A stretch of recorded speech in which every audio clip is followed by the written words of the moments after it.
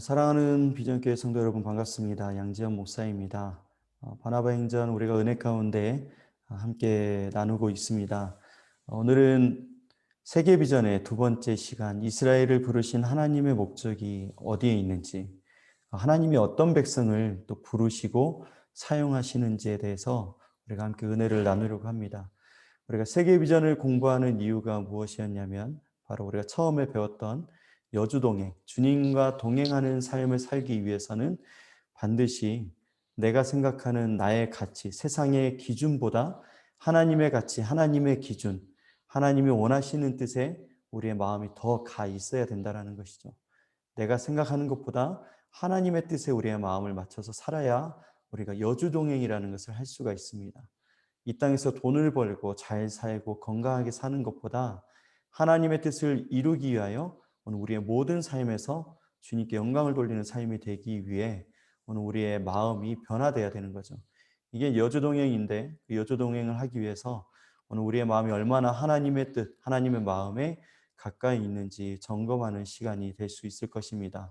그래서 오늘 우리의 두 번째 시간에는 이스라엘을 부르신 하나님의 목적, 하나님께서 이스라엘 백성을 출애굽에서 가나안 땅까지 인도하시는 그 이유에 대해서 우리가 함께 배우려고 합니다. 이 말은 하나님께서 나를 왜 구원하셨고 왜 이 땅 가운데서 여전히 삶을 살아가게 하시는지, 바로 천국에 들어가는 것이 아니라 오늘 우리가 여전히 생명을 허락하신 주님 안에서 우리가 이 땅을 하루하루 살아가야 되거든요. 그래서 여주동행을 해야 되는데 그 여주동행을 잘하기 위해서 오늘 우리가 하나님의 마음을 가질 수 있도록 준비하는 시간을 우리가 함께 공부하려고 합니다. 그래서 우리는 이 시간에 함께 말씀을 묵상하면서 나눌 텐데요. 먼저 출애굽기 19장 4절에서 8절의 말씀을 우리 같이 묵상을 하면서 우리가 은혜를 나누도록 하겠습니다. 우리 먼저 함께 같이 말씀을 읽어볼까요? 내가 애굽 사람에게 어떻게 행하였음과 내가 어떻게 독수리 날개로 너희를 업어 내게로 인도하였음을 너희가 보았느니라. 세계가 다 내게 속하였나니 너희가 내 말을 잘 듣고 내 언약을 지키면 너희는 모든 민족 중에서 내 소유가 되겠고 너희가 내게 대하여 제사장 나라가 되며 거룩한 백성이 되리라는 이 말을 이스라엘 자손에게 전할지니라. 모세가 내려와서 백성의 장로들을 불러 여호와께서 자기에게 명령하신 그 모든 말씀을 그들 앞에 진술하니 백성이 일제히 응답하여 이르되 여호와께서 명령하신 대로 우리가 다 행하리이다. 모세가 백성의 말을 여호와께 전하매. 네, 이게 오늘 우리가 첫 번째 보는 본문 말씀입니다. 출애굽기 19장의 말씀은 굉장히 중요한 말씀입니다. 어떤 중요한 말씀이냐면 이스라엘 백성들이 애굽에서 종살이하다가 출애굽을 하게 되었어요. 그리고 그들의 첫 번째 목적지인 바로 하나님의 산, 신의 산에 도착을 한 그 장면이 바로 출애굽기 19장에 나옵니다. 오늘 본문 말씀은 뭐냐면 이 신의 산에 도착해서 이 모세가 하나님을 다시 만나게 돼요. 이 하나님의 산, 신의 산에 오르게 되고 하나님을 만나서 하나님의 말씀하심을 받아가지고 다시 이스라엘 백성들에게 나가서 전달해 줍니다. 하나님의 말씀을 전해주게 돼요. 이스라엘 백성들이 또 그 모세가 전해준 하나님 말씀을 듣고 화답을 하게 됩니다. 응답을 하고 또 모세는 그 화답한 이스라엘 백성의 말을 듣고 또다시 하나님께 나아가서 백성들이 이렇게 이야기를 했습니다. 하나님 말씀을 잘 따르기로 했습니다라는 이렇게 서로 화답하는 장면입니다. 근데 오늘 말씀에 특별히 보면은 바로 이스라엘 백성들이 하나님과 대화하고 하나님이 이스라엘 백성에게 바로 대화하는 게 아니라 그 중간에 통로가 있다라는 거예요.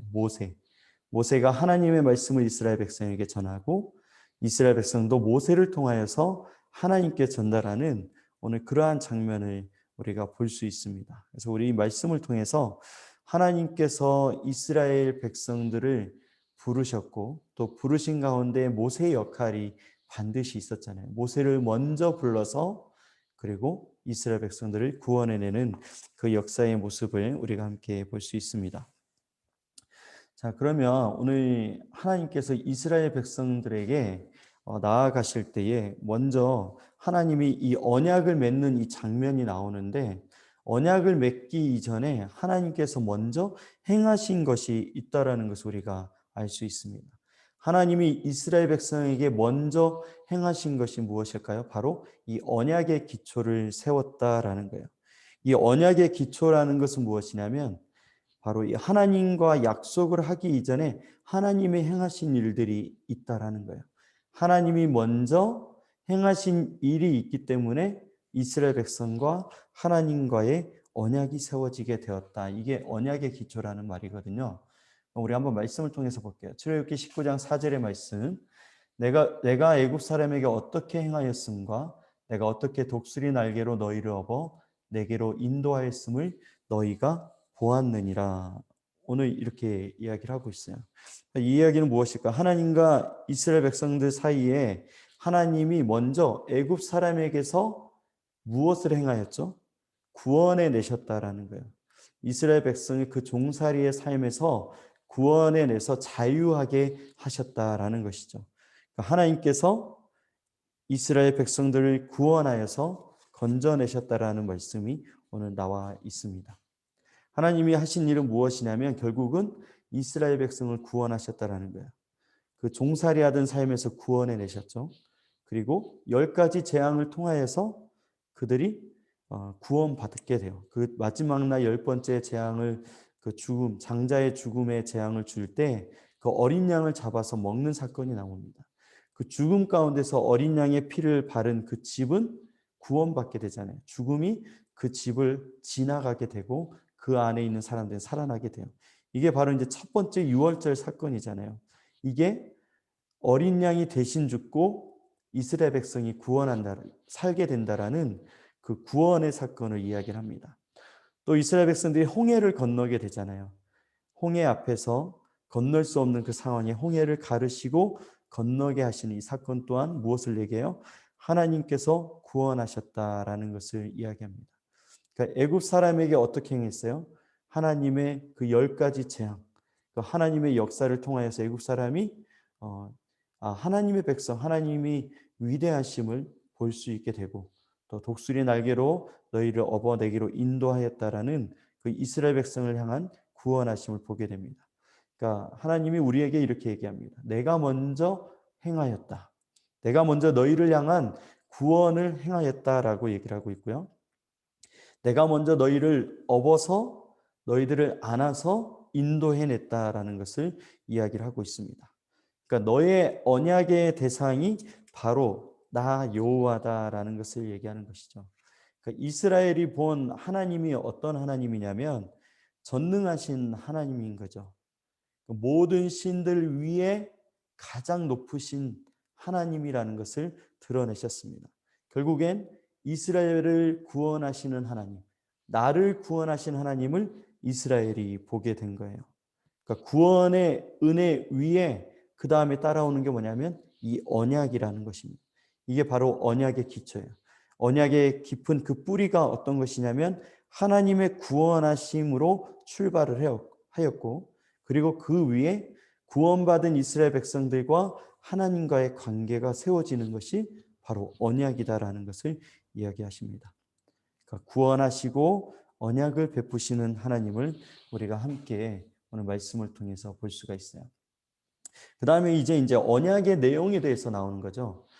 내가 먼저 구원했으니까 구원받은 너희들이 나와 함께 내 안에서 살기 위해서는 너희들이 이렇게 살아야 된다, 이렇게 행해야 된다라는 이 언약의 내용이 나오게 되어 있습니다.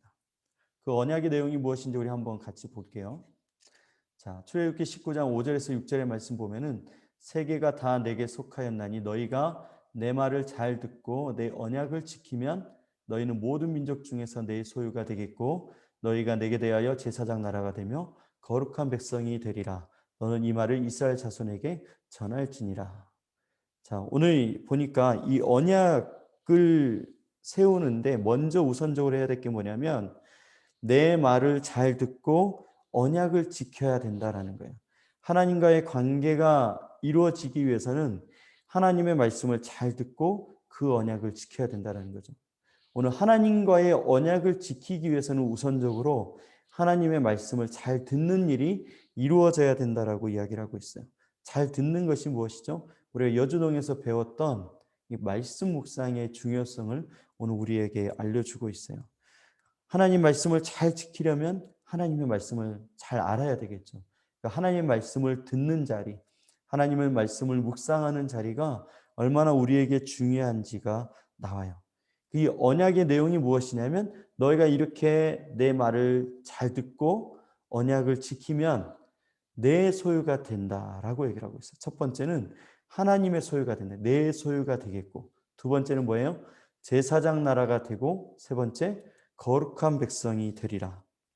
이 하나님의 언약의 관계가 되면은 오늘 하나님의 소유가 되고, 두 번째로 오늘 우리는 제사장 나라가 되고, 그리고 세 번째로 거룩한 백성이 되게 될 것이다. 이게 하나님이 주시는 언약의 결과이거든요. 이 세 가지가 하나님의 소유, 제사장 나라, 거룩한 백성. 이렇게 되기 위해서는 하나님 말씀을 잘 듣고 그 언약을 지키는 삶을 살아야 이 언약의 효력이 발생하게 됩니다. 우리가 이 세 가지에 대해서 한번 잘 우리가 한번 의미를 생각해 보러 가는데, 먼저는 내 소유가 되겠고에 대한 그 하나님이 이스라엘에 대해서 얘기하실 때 하나님의 소유가 된다라는 의미잖아요. 그 하나님의 소유가 된다라는 것이 어떠한 의미인지 우리가 한번 같이 나눠보도록 하겠습니다. 여러분, 이 소유라고 하나님이 내 소유가 되겠고 할 때에 이 소유라는 단어의 그 원어는 이렇게 쓰여 있어요. 세귤라라는 그 히브리어 원어로 쓰여 있습니다. 여러분, 가끔씩 이제 목사님들이 얘기하는 중요한 그 히브리어 언어들을 얘기할 때가 있어요. 오늘 새벽에도 목사님이 얘기하셨던 토브라는 단어, 그러니까 하나님께서 천지를 창조하셨을 때 날마다 얘기하셨던 좋았더라, 좋았더라, 좋았더라, 이 단어가 토브라는 단어로 쓰여 있다라는 거예요. 근데 이 단어가 왜 중요하냐면 하나님이 창조하신 하나님 형상대로 창조된 것들이 하나님 보시기에 좋았다라는 의미잖아요. 근데 모세가 태어났을 때 잘생겼다, 그 아이가 너무나 용모가 준수하고 잘생겼다라고 표현되어 있는데, 오늘 목사님 뭐라고 얘기하셨죠? 그 단어도 토브라는 단어가 쓰여 있다라는 거예요. 그러니까 하나님의 시선에 의해서 하나님의 형상대로 지어진 그 아이가 토브, 좋았더라. 그러니까 오늘 이 모세의 부모가 그 아이를 볼 때에 자신의 시선으로 본 게 아니라 하나님의 마음으로 보았더니 하나님이 주신 이 생명이 너무 소중하고 귀하고 아름답다라고 표현한 거예요. 너무 좋았다. 하나님 보시기에 얼마나 귀한 아이일까, 이런 의미가 담겨 있다라는 거예요. 이 세귤라라는 단어도 굉장히 많이 쓰이거든요. 오늘 이 세귤라가 쓰여진 단어를 그 단어의 그 성경 구절을 함께 볼 텐데요. 뭐라고요? 이 세귤라, 이 안의 뜻은 특별한 소유, 하나님이 특별하게 소중하게 여기시는 소유라는 뜻을 가지고 있습니다. 우리가 말씀을 통해서 한 번씩 보겠습니다. 출애굽기 19장 5절에서 6절 우리가 한번 보면은, 그래서 내 소유라고 표현이 되어 있죠. 첫 번째로 이 소유라는 것은 하나님의 것이 된다라는, 하나님의 소유다라는 뜻으로 번역이 되어 있습니다. 시편 135편 4절의 말씀 보면은 자기의 특별한 소유로 택하셨다라고 얘기가 나와 있어요. 그러니까 이 소유라는 것은 하나님에게 특별한 소유다, 하나님에게 특별하게 귀하고 소중하다라는 의미로 번역이 되어 있어요. 신명기 14장 2절에도 자기 기업의 백성이다라고 표현이 되어 있어요. 자기 기업, 그러니까 하나님의 기업의 백성. 그러니까 이 백성, 그냥 백성이 아니라 하나님의 것들을 물려받는 백성, 하나님의 복을 받는 백성이라는 뜻이 담겨져 있다라는 거예요. 내 소유라는, 이 소유라는 의미가 굉장히 큰 의미가 있는 것이죠. 신명기 26장 18절에서 19절의 말씀에도 이렇게 쓰여 있어요. 너를 그의 보배로운 백성이 되게 하시고, 이 말이 너무나 굉장히 은혜롭더라고요. 하나님의 보배로운 백성, 보배롭다라는 거 뭐죠? 하나님이 귀하게 여기신다라는 거예요. 특별히 귀하게 여기신다는 거예요. 하나님이 하나님의 백성을 세귤라로 부르시는데, 세귤라로 보시는데 하나님에게 특별한 소유고 하나님이 귀하게 여기시는 백성이다라는 것을 오늘 말씀을 통해서 볼 수 있어요. 우리 하나 더 보면요. 말라기 3장 17절에는 뭐라고 얘기해요? 중간에 보면은 그들을 나의 특별한 소유로 삼을 것이요. 그러니까 특별한 소유로 삼는다라고 오늘 말라기에도 이야기하고 있습니다. 즉 이 말은 무엇이냐면 세귤라, 내 소유, 특별한 소유, 보배로운 소유, 나의 기업의 백성, 이러한 모든 말들의 의미가 무엇이냐면 바로 하나님의 복을 받는 대상이 되었다라는 거예요. 내 소유가 된다라는 것은 오늘 하나님의 복을 받는 대상이 되었다라는 거예요.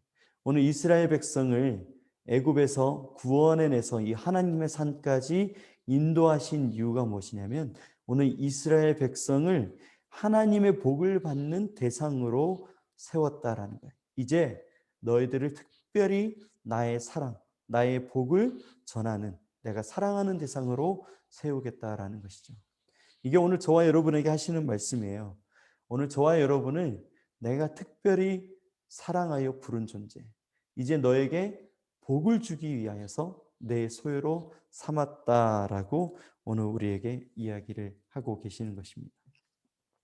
이렇게 하나님이 자기 백성을 사랑하신다라는 거예요. 내 소유로 삼아서 이제 이스라엘 백성들을 내 소유로 삼아서 사랑하시겠다라는 것을 말씀하고 있어요. 하나님이 어떤 심정으로 이스라엘 백성을 사랑하시냐면 호세아 9장 10절의 말씀에 보니까 이렇게 얘기합니다.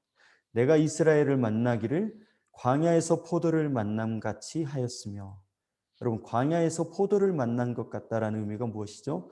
광야에 아무것도 없는 그 땅에서 포도를 만나면 그 광야의 뜨거운 햇빛과 그 목마름에서 이 포도가 나의 힘이 되고 목마름을 해소해 주는 것처럼 광야에서 포도를 만날 때의 그 기쁨, 아 드디어 살았다라는 그 안도감, 이런 의미들이 담겨 있잖아요.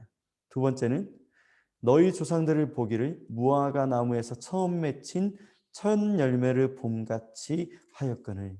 그러니까 하나님이 이스라엘 백성을 사랑하는 것이 이 무화과 나무에서 처음 맺힌 첫 열매를 본 것과 같다라는 거예요. 여러분 가수원 하시는 분들이 있는지 모르겠어요. 그 첫 이 과실나무의 묘목을 땅에 심고 나서 첫 열매가 맺기까지 보통 몇 년이 걸리냐면 3, 4년이 걸리거든요. 3년, 4년의 기간 동안은 열매가 열리지 않는다라는 거예요. 이 어린 나무가 자라서 열매를 맺을 수 있는 나무가 되기까지 짧게는 3년, 길게는 5년까지 3년에서 이 5년의 기간 동안 열매 없는 나무를 기다리고 있어요. 그 기다리면서 드디어 첫 열매가 나오는 그 열매의 기다림, 그런 것처럼 너무나 귀하고 소중한 열매잖아요. 첫 번째 열매에 대하여 이렇게 하나님이 세귤라, 우리를 귀한 보배로 소중한 하나님의 소유로 사랑하신다라는 것을 오늘 우리에게 말씀하고 있습니다. 이 보배로운 소유라는 것은 이 많은 전 세계의 수많은 사람들, 전 세계 사람들 중에서 나를 하나님의 소유로 삼아서 불러주셨다라는 거예요. 70억의 인구 가운데서 나를 부르신 그 하나님의 사람 한 사람으로 우리를 부르셨다라는 것을 이야기를 하고 있어요. 그래서 당신은 하나님께 보배로운 존재입니다. 하나님 앞에 오늘 우리가 하나님께 가치를 둘 수밖에 없는 이유가 뭐예요? 하나님이 나를 이렇게 가치를 두고 계신다는 거예요. 하나님의 특별한 소유, 하나님의 사랑하시는 존재, 나를 통하여 하나님께서 기쁨을 얻으신다라고 우리에게 고백을 하고 있는 거예요. 우리가 얼마나 귀한 존재인지, 소중한 존재인지 하나님 우리에게 알려주고 있습니다. 바로 하나님의 복을 받은 자, 바로 여러분, 오늘 저와 여러분입니다. 이렇게 하나님의 보배로 세움받은 저와 여러분이 어떻게 살아야 될지 오늘 우리는 한 번 더 생각해 보는 시간이 될 수 있는 것 같아요. 아이고, 그림을 제가 변경했는데 바뀌지 않았네요. 이 그림이 뭐냐면 가운데 있는 그림은 바로 태양이에요. 가운데 가장 큰 원은 태양이고, 그리고 그 다음 선에 있는 그림은 이 달을 의미하는 거고, 그리고 마지막에 조그맣게 동그랗게 움직이고 있는 것은 달이에요. 그러니까 태양과 지구와 달. 뭘 표현하려고 이렇게 그렸냐면 지구가 태양을 중심으로 돌고 있고 달도 지구를 중심으로 돌고 있잖아요. 그러니까 모든 것들이 다 태양을 중심으로 돌고 있는 모습을 표현한 것입니다. 이 땅의 모든 역사의 중심이 바로 하나님 중심으로 돌고 있어요. 하나님의 역사라는 거예요. 히스토리, 그의 역사라는 거죠. 이 땅의 모든 역사는 하나님의 역사입니다. 그렇다면 오늘 우리가 하나님 중심으로 살아갈 때 하나님의 역사로 움직이는 이 땅이 바로 내 중심으로, 오늘 우리 중심으로 돌아가게 되어 있어요. 내가 하나님 뜻대로 살아가게 되면 세계의 모든 움직이는 것이 오늘 나를 위해서 움직이게 되어 있어요. 왜? 내가 하나님 뜻대로 움직이는 삶을 살고 있기 때문에 그렇습니다. 오늘 이와 같이 오늘 우리가 무엇을 위해 살아야 될지를 이야기해 볼 수 있는 거죠. 그동안의 역사의 중심 이동을 보면은 저기 동그랗게 이렇게 표시한 것이 바로 이스라엘, 그 중동 지방이잖아요. 처음에 이 복음의 시작, 그 모든 하나님의 그 역사의 시작이 저곳에서부터 시작이 되었습니다. 그리고 그 복음의 이동을 보면은 그 땅에서 소아시아로 이제 복음이 전파되고 그러면서 영국이라는 곳으로 이 복음이 들어가게 됩니다. 그 영국을 통하여서 복음이 왕성해졌는데 이 복음이 이 영국에서 있지 못하고 핍박을 받게 되니까 영국에 있는 그 청교도들, 신앙을 지키기 위하여 목숨을 거는 그들이 배를 타고 어디로 가게 됩니까? 바로 이 미국으로 건너가게 되죠. 그래서 미국으로 건너가서 그곳에서 복음으로 하나님의 역사 가운데 세워지게 되었고, 그리고 지금은 어디로 건너왔죠? 바로 이 아시아 지역에 하나님 복음의 역사가 일어나고 있습니다. 그 중심에 오늘 우리나라가 정말 많은 선교와 하나님의 교회를 세우며 하나님의 사람들을 세우는 일에 일하고 있습니다. 계속적으로 오늘 우리 비전교회를 통해서도 이 일들이 일어날 수 있도록 역사의 모든 중심 이동이 바로 이 복음의 이동에 따라서 이루어졌다라는 것을 우리가 볼 수도 있는 거예요. 그래서 내가 하나님 중심으로 살면 세상이 오늘 우리의 삶의 중심으로 내가 살아가는 그 하나님 중심으로 살아가는 삶 안에서 이루어지게 된다라는 것을 우리는 깨달을 수 있습니다. 자, 이제 두 번째로 우리가 하나님의 언약 안에서 살게 될 때에 우리가 얻는 두 번째 복은 무엇이냐면 제사장 나라가 되는 것입니다. 제사장 나라가 된다라는 것은 어떤 의미냐면 오늘 하나님의 소유, 하나님의 소유가 되는 것은 복을 받는 것이라고 얘기했잖아요. 이 제사장 나라는 복을 받는 것에서 그치지 않고 아브라함이 받았던 복이 뭐죠? 복의 근원이 될지라. 너는 복이 될지라 라고 얘기한 것처럼 내가 복이 되어서 복 받는 존재에서 복을 흘러보내는 복 그 자체가 되어서 우리를 통하여서 천하 만민이 복을 받을 수 있도록 하는 그 은혜를 받게 되었다라는 거예요. 다시 얘기하면 제사장 나라라는 의미는 오늘 우리가 하나님께 사명을 받은 존재다라는 것을 얘기하는 거예요.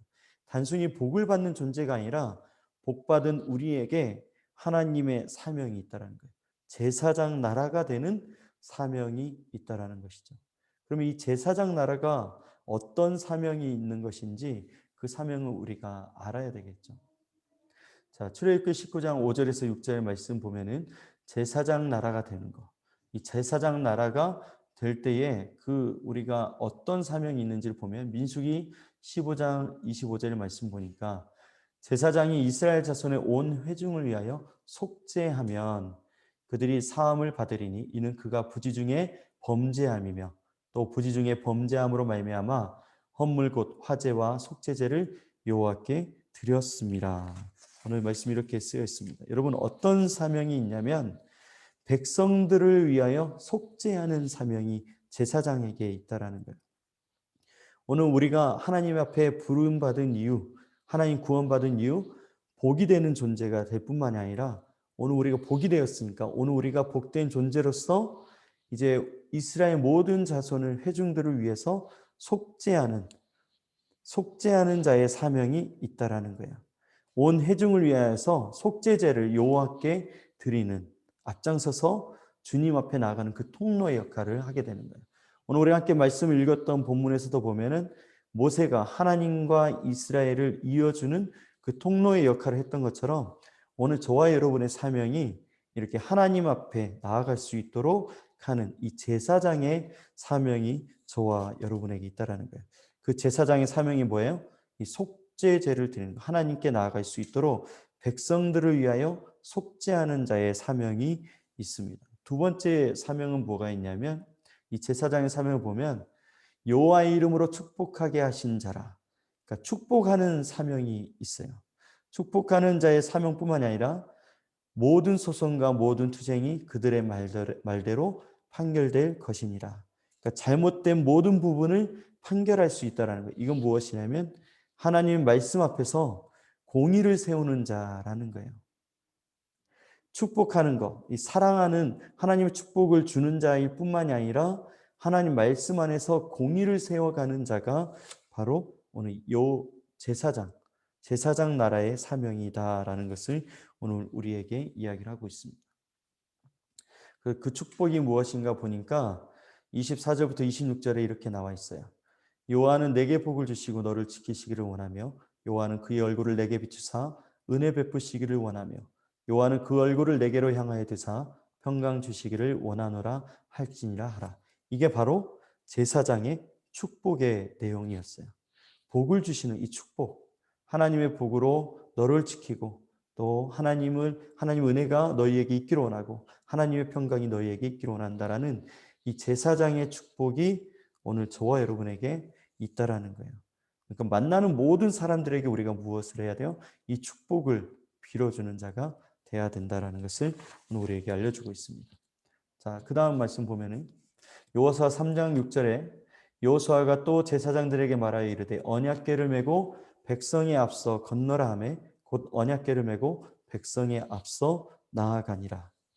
이제 제사장 나라로 부름받은 그 하나님 축복을 받은 저와 여러분이 어떤 걸 해야 되냐면 하나님의 언약궤를 메는 자가 돼야 된다는 거예요. 그러니까 이스라엘 백성보다 먼저 앞장서서 언약궤를 메는 자가 돼야 된다는 거죠. 자, 오늘 본문의 말씀은 어느 부분이냐면 자, 이스라엘 백성들이 이제 여호수아의 인도함을 받아서 광야를 다 지났고 이제 정말 이제 가나안 땅에 들어가기 직전이에요. 가나안 땅에 들어가기 직전에 그들 앞에 나타난 강이 있는데 바로 요단강이죠. 이 요단강이 흐르고 있는 그때에 이 요단강을 건너야 되는 거예요. 그 요단강이 항상 잘 흐르고 있는 게 아니라 요단강이 이제 비가 많이 와서 많이 물이 범람하고 흐를 때가 있어요.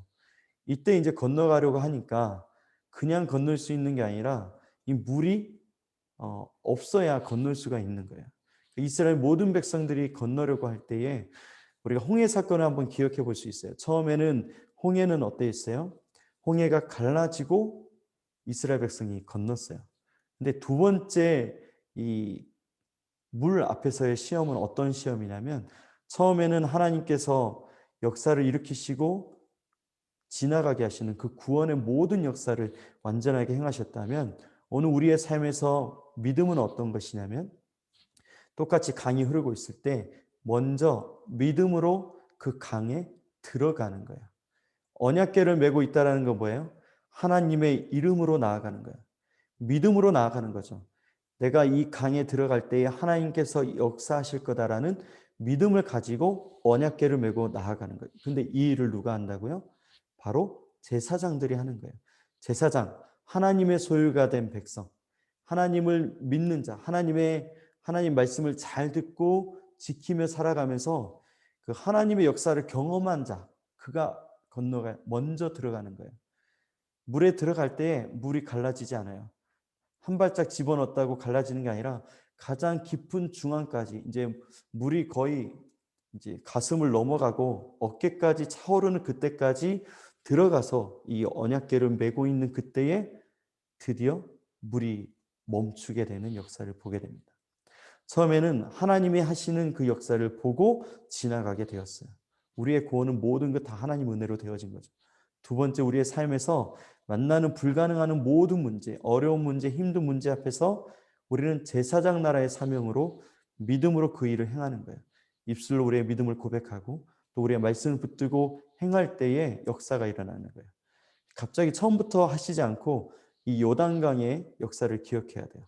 내가 그 문제 속에 들어가고 믿음으로 반응하고 계속 나아갈 때 턱까지 차오르는 이 불가능한 것과 같은 안 될 것 같은 그 상황에서도 주님을 붙들고 있을 때 드디어 물이 그친다라는 것이죠. 이게 바로 언약궤를 매는 자의 사명이라는 거예요. 오늘 교회 안에서 이 믿음의 길을 먼저 보여줘야 될 자들이 바로 저와 여러분이다라는 것을 얘기합니다. 그리고 가운데 거기에 계속 서 있으면 어떻게 되냐면 그 가운데 서 있는 그 언약궤를 맨 그 제사장들 때문에 물이 멈추게 되었고, 물이 멈추고 있는 동안 이스라엘 모든 백성들이 다 건너게 돼요.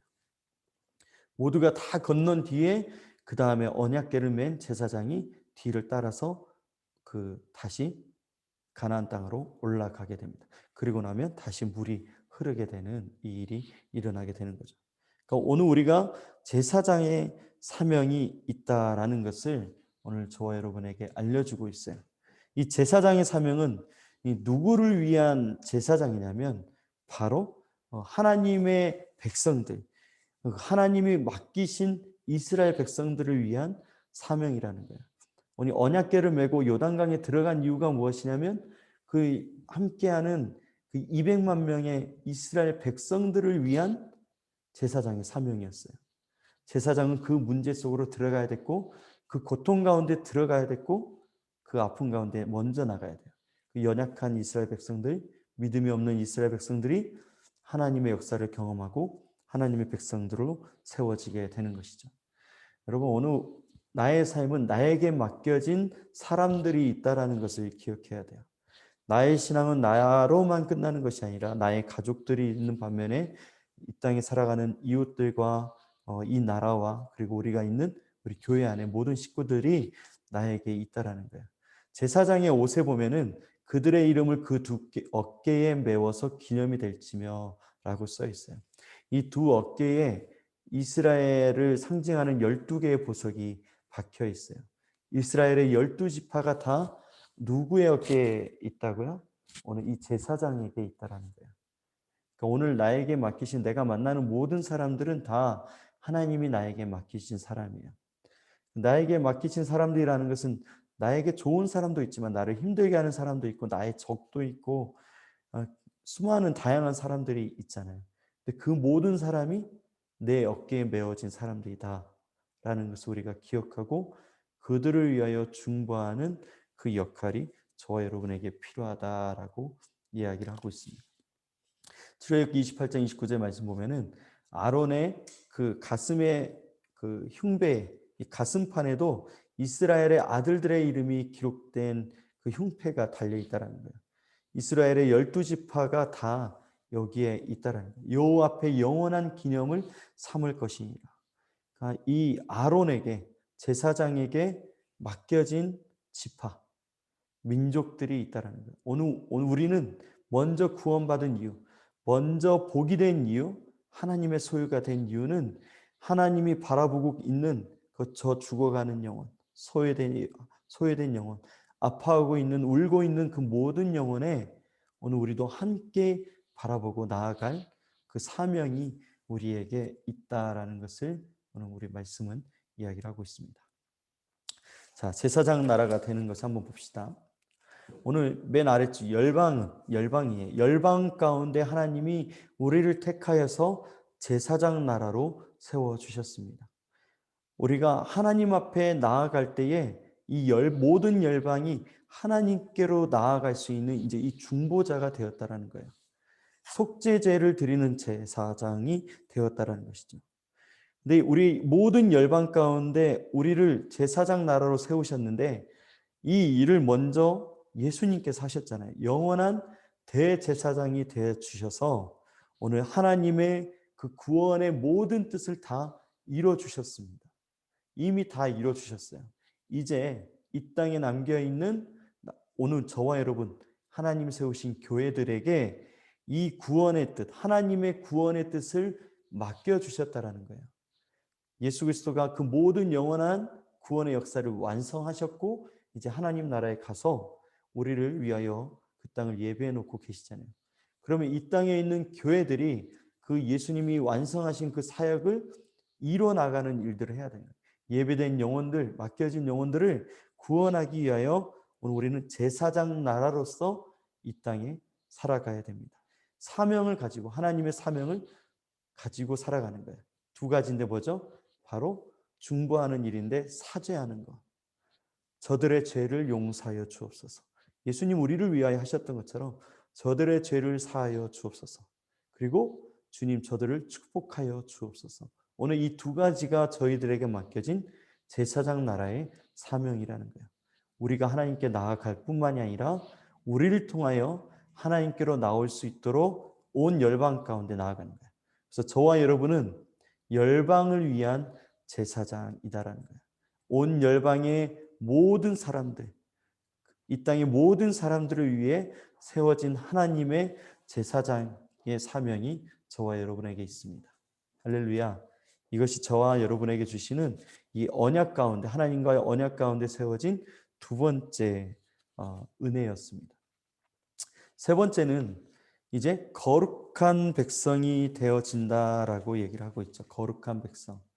자, 우리가 말씀 아까 보시면 오늘 내 소유가 되겠고, 그리고 우리가 제사장 나라가 되고, 세 번째는 거룩한 백성이 되리라라고 오늘 우리에게 말씀하고 있어요. 여러분, 내 소유가 된다라는 것은 하나님의 보배로운 소유로서 복을 받는 존재가 되었어요. 하나님의 복을 받게 되었어요. 이제 제사장 나라가 된다라는 건 무슨 뭐예요? 하나님의 복을 받은 우리가 이제 하나님의 복을 통하여서 하나님이 주신 사명을 가지게 되었다. 이 땅을 살아가는 이유가 무엇인지를 알게 되는 거예요. 제사장 나라. 거룩한 백성이 된다라는 것은 삶을 의미하는 거거든요. 이제 거룩한 백성으로 살아라라는 거예요. 보배로운 소유로 복을 받고 제사장 나라로 사명을 가지며 거룩한 백성으로 너희는 살아가라라는 것을 이야기하고 있습니다. 우리의 삶 무엇으로 살라고요? 거룩한 백성으로 살아라. 레위기 19장 2절에서 18절의 말씀 보면은 2절에 이렇게 얘기합니다. 너희는 거룩하라. 이는 나 여호와 너희 하나님이 거룩함이니라 라고 얘기하고 있어요. 오늘 우리의 삶의 모든 방향의 목적은 뭐냐면 하나님의 거룩하신 대로 우리도 거룩하게 사는 거예요. 거룩하게 살기 위해서는 하나님의 말씀을 듣고 하나님의 말씀을 따라가야만 살아갈 수 있는 거예요. 그래서 이 말은 결국은 이 말씀 묵상이 얼마나 중요한가, 하나님 말씀을 듣는 것이 얼마나 중요한가, 이 거룩함으로 살아가는 것이 무엇인지 우리가 알아야 됐기 때문에 말씀을 듣는 것이 굉장히 중요해요. 말씀을 듣는 것으로 끝나는 게 아니라 내가 듣고 깨달은 말씀대로 살아가는 것. 이때 어떠한 일이 일어나죠? 하나님의 역사가 일어나요. 거룩한 삶을 살아갈 때에 우리의 눈앞에 하나님의 역사가 일어나게 돼요. 우리가 40일 특세 기간 동안 그 특세에 참여하고 기도했더니 하나님께서 이러한 일들을 행하셨습니다 라는 고백들을 굉장히 많이 받고 있어요. 그러니까 오늘 우리가 하나님 말씀을 받은 대로, 깨달은 대로 우리가 기도의 자리, 예배의 자리, 하나님을 찾는 자리를 찾았더니 하나님이 역사하신 것을 우리가 경험하게 되는 거예요. 하나님의 역사, 하나님 말씀대로 따라갈 때에 일어나게 된다는 거예요. 그러니까 여러분 절대로 말씀을 놓치지 않는 자들이 되어야 돼요. 자, 거룩한 삶의 출발은 무엇일까요? 아브라함에게 얘기하셨던 것처럼 이 떠남으로부터 시작이 되는 거예요. 떠남.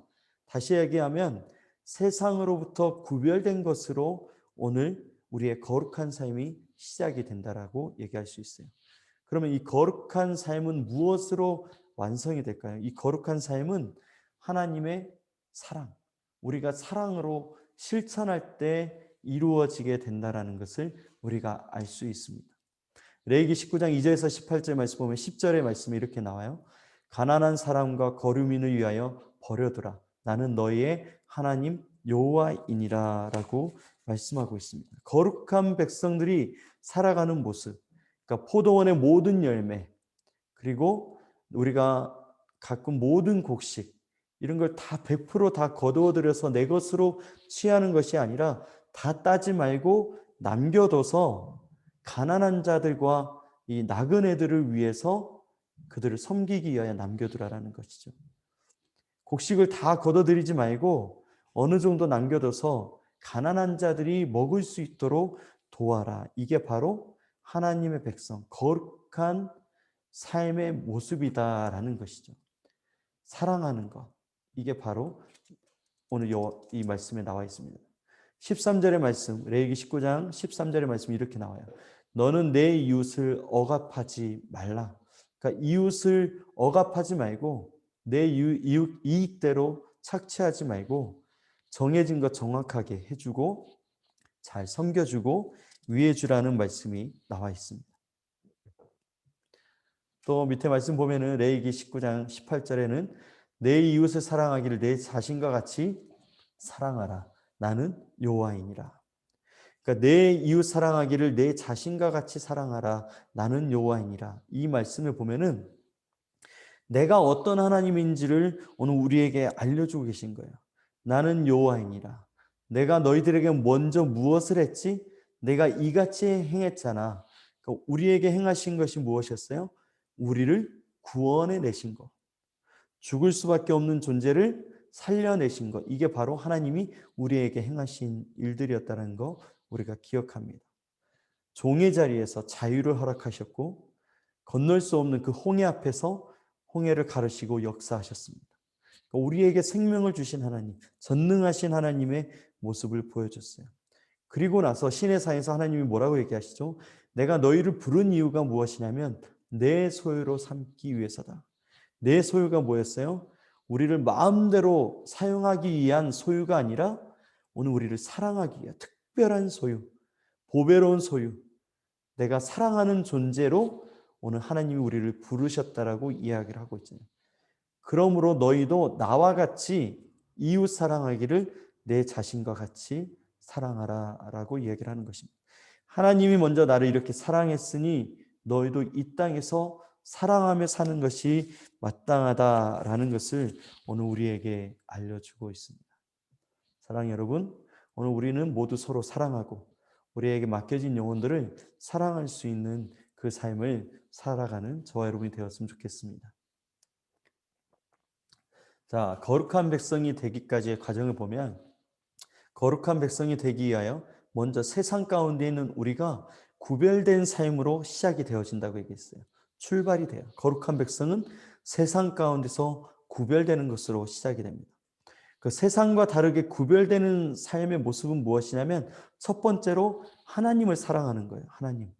하나님을 사랑하는 자에게 나타나는 모습은 예배를 드리는 것이죠. 하나님을 찬양하고 하나님께 무릎을 꿇고 하나님 이름을 거룩하게 하는 이 예배자, 하나님을 사랑한다. 그러면 예배자의 삶을 살아가는 거예요.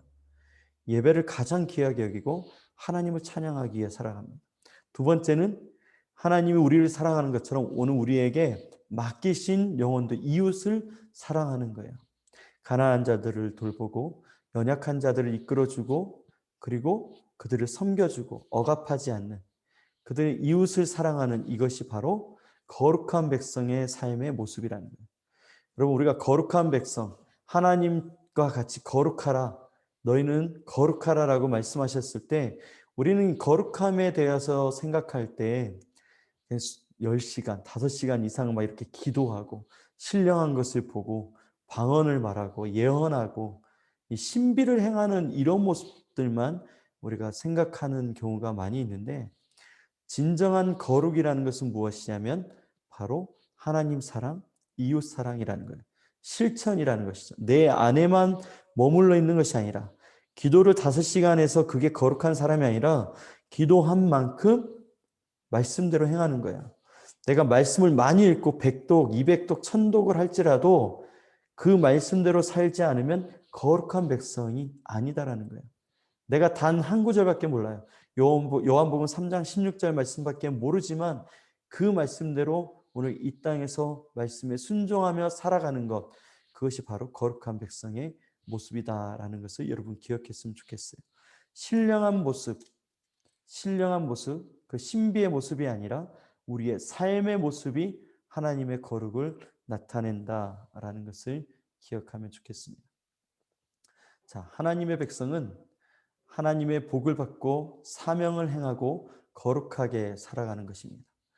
자, 우리는 하나님의 소유가 되었어요. 하나님의 복을 받는 존재가 되었다라는 것을 얘기합니다. 근데 우리가 그 복으로만 존재하는 것이 아니라 제사장 나라의 사명을 가지게 되었어요. 제사장의 사명이 뭐였어요? 복의 근원. 복으로서 존재해서 내가 있는 곳마다 하나님의 나라를 세워가고 나를 통해서 복이 전해지고 온 열방 가운데 이 하나님의 뜻을 행하는 이 바로 복음을 전파하는 이 제사장 나라의 사명이 저와 여러분에게 있다라는 거예요. 그래서 우리가 어떻게 살아야 돼요? 우리의 삶의 모든 자리에서 하나님의 거룩함을 살아가는 거예요. 거룩은 신령한 신비의 것이 아니라 삶의 모습이다라는 것을 이야기했습니다. 하나님을 사랑하기 때문에 예배자로, 하나님을 사랑하기 때문에 우리는 교회에서 봉사하고 섬기고 헌신하는 삶을 살아가게 되는 것이고, 우리의 삶 가운데서 내 가정에서, 그리고 내가 직장에서, 학교에서 모든 이웃들에게 이 거룩을 행하는 거예요. 거룩이 뭐예요? 사랑하는 것. 그들을 사랑하는 것. 이게 바로 하나님의 백성으로 살아가는 저의 모습입니다. 복을 받고 사명을 행하고 거룩하게 살아가는 것.